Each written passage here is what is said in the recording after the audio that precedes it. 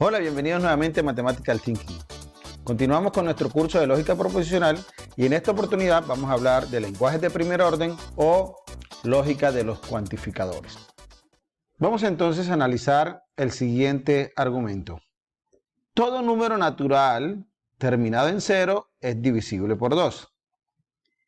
6.790 es un número natural terminado en 0. ¿Qué podemos concluir? Que 6.790 es un número natural divisible por 2. Si nosotros nos damos cuenta, todo número natural terminado en 0 es divisible por 2.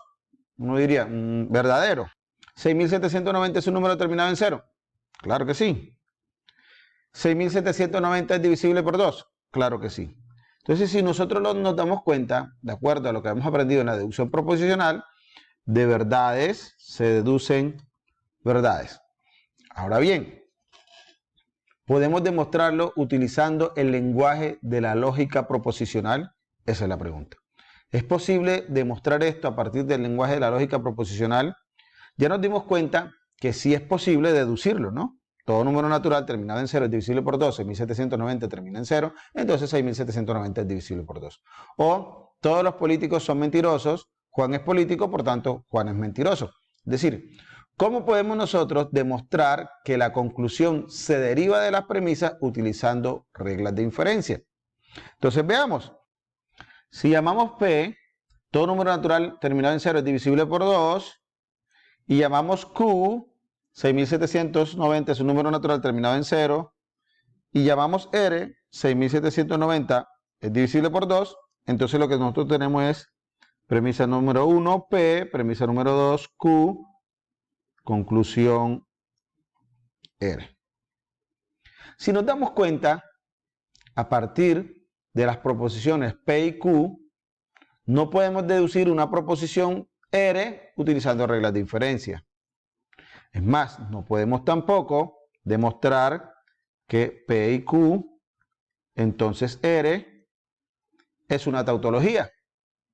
Por lo tanto, no es posible, haciendo uso del lenguaje de la lógica proposicional, demostrar que esta conclusión se deriva del conjunto de premisas dadas. Entonces, ¿qué es lo que ocurre? Que el lenguaje de la lógica proposicional se queda corto para analizar este tipo de problemas. Así que debemos hacer, debemos migrar a otro tipo de lenguaje llamado lenguaje de primer orden.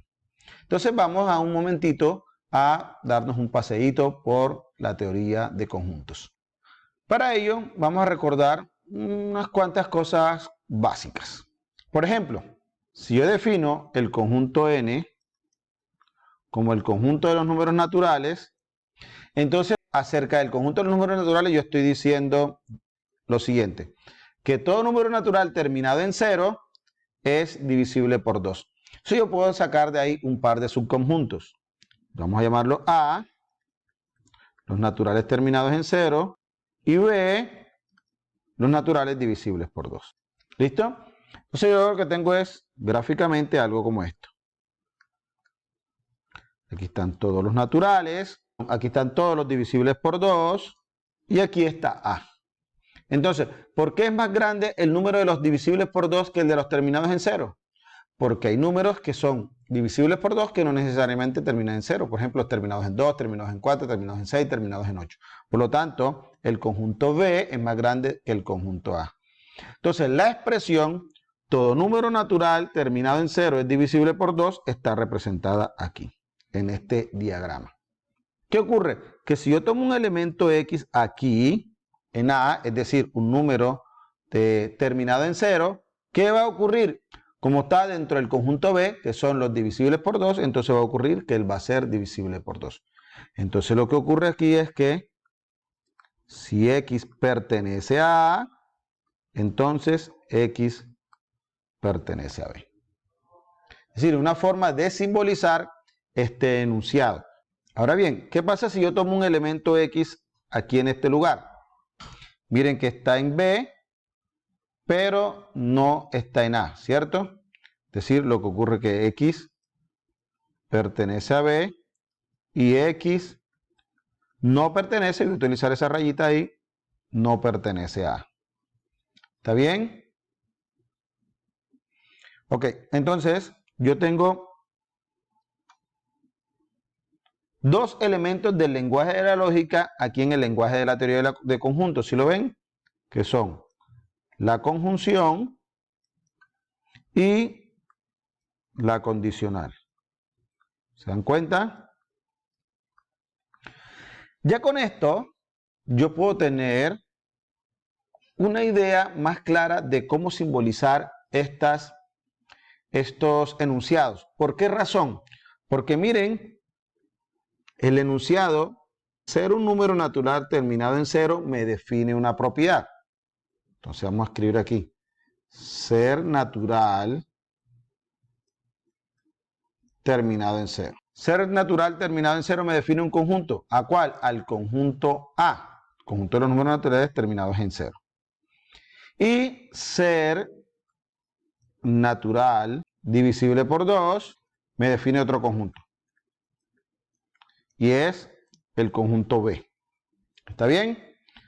Ser natural terminado en cero me define el conjunto A y ser natural divisible por 2 me define al conjunto B. Entonces, ¿qué significa eso?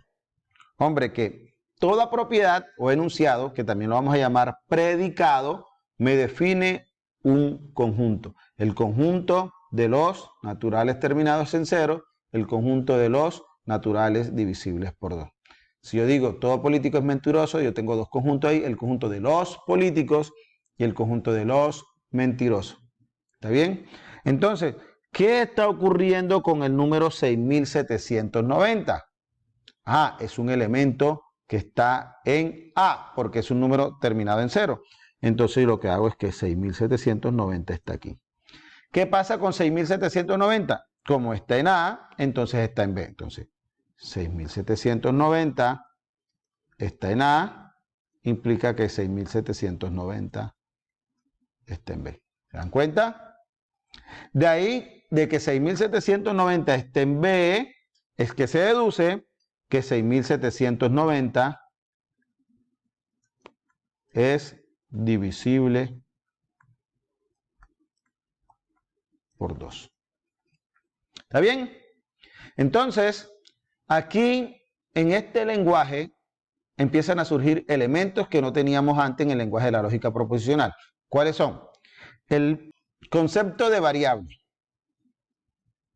el concepto de pertenencia, el concepto de conjunto universal, que en este caso es los naturales, es donde están todos los elementos, es decir, las propiedades, todos los enunciados acerca de los números caen dentro del conjunto de los números naturales porque estamos hablando de los números naturales. Entonces tenemos un conjunto universal y además aparecen expresiones como todo, que se denomina cuantificador. ¿Listo? Entonces, en un lenguaje de primer orden, tenemos los siguientes elementos. Universo, que es donde se enuncian todos los predicados. Como por ejemplo aquí los naturales, yo puedo decir los que son divisibles por 2, los que son terminados en 0, los que son impares, los que son primos, etcétera, ¿no? Todo lo que yo pueda decir acerca de los números naturales. Entonces el universo es donde se pueden enunciar todos los predicados, ¿ok? O todas las propiedades. Tenemos las variables y tenemos las constantes. ¿Cuáles son las constantes? Aquellos que quedan plenamente determinados o plenamente definidos. Por ejemplo, 6790 es una constante porque ya es conocida, ¿no? En cambio, X es una variable porque no sabemos su valor. Podría ser otro número terminado en 0, por ejemplo, 400, 240, 680, 1260, etcétera, ¿no? Entonces puede ser cualquier número. Tenemos universo, variables y constantes. Tenemos conectores lógicos. Si lo ven que aquí están, condicional y conjunción. Tendríamos conectores lógicos, que ya los conocemos, negación, conjunción, disyunción, condicional y bicondicional. Pero además aparecerían los cuantificadores, que son los que nos dicen cuántos elementos del conjunto cumplen la propiedad dada. Por ejemplo, aquí dicen, todos todos los números naturales terminados en 0 son divisibles por 2. Es decir, nos está hablando de que todos los elementos cumplen la propiedad. Por lo tanto, tendríamos dos tipos de cuantificadores. El universal, que nos habla de todos o ningunos, y se simboliza así. Y el existencial, que habla de algunos, y se simboliza así. Yo podría decir, ¿algún número natural es divisible por 2? Sí, claro, el 4, el 2 mismo. ¿Está bien? Entonces tendríamos cuantificadores, variables, constantes. Muy bien. Ahora, yo quiero salirme del lenguaje de la teoría de conjuntos y crear un propio lenguaje para la lógica proposicional o la lógica de cuantificadores y simbolizar estos enunciados. Noten que ser un número natural terminado en 0 es una propiedad que yo se la puedo asignar a una variable o a una constante. Yo puedo decir x es un número terminado en 0. Pero también puedo decir 6490 es un número natural terminado en 0. ¿Sí lo ven? Es decir, los enunciados, los predicados, se los puedo asignar a variables o a constantes. ¿Listo? Entonces, los predicados o los enunciados los vamos a representar con letras mayúsculas. Por lo regular, con una letra que identifique al enunciado. Como aquí utilizamos A, entonces este enunciado A va a ser número natural terminado en 0. Como aquí dijimos B, va a representar ser número natural divisible por 2. Entonces, para decir que X es un número natural terminado en 0, vamos a escribir así. A de X es una notación funcional.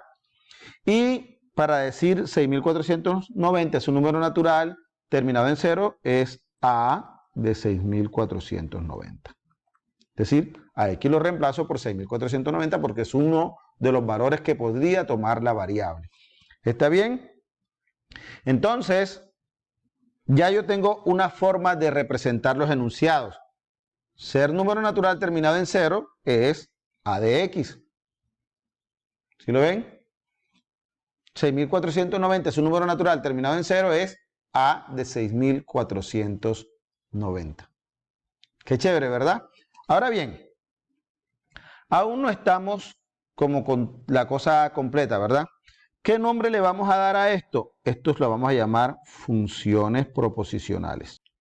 Función proposicional. Bien, permítanme entonces borrar lo que tengo aquí y nos quedamos solamente con el enunciado para poder hacer una simbolización.